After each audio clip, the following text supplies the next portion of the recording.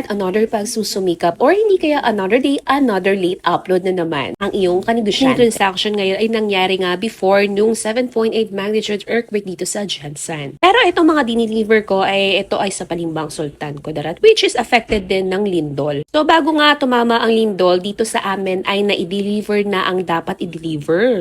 Heights, buti na lang. Ito nga yung kinagandahan kapag online-based na negosyante ka. Yes, oo, meron akong tindahan. Meron akong bodega na kung saan pinaglalagyan ng mga items. Pero more on online transaction talaga kami. Kaya sa mga nagtatanong kung naging affected din ba ang aming negosyo, well, alhamdulillah. Safe naman tayo at patuloy pa rin sa pagsusumikap sa buhay. At dito nga, nag-deliver nga kami ng freezer, refrigerator, chillers, at washing machine na twin tub. Buti na nga lang ay na-deliver na ang dapat na i-deliver bago pa tumama or nangyari ang lahat. Lahat nga pala ng mga items na binibenta namin ay branded at with warranty. At lahat ng yan ay pinagkatiwala lang sa amin ng aming long-time partner na company. Take note ha, tiwala. So yun lang talaga ang aming puhunan mag-asawa. Kaya hindi natin pwedeng sayangin ang lahat ng yon. Kung may nagtitiwala sa amin, ganun din kami. Nagtitiwala din kami sa aming mga buyers. Kaya naman, once na merong nagtiwala sa iyo, nako, kailangan mo yan alagaan para mas tumibay pa. Kaya naman, hanggang dito muna ang ating video. See you in our next reels. Bye!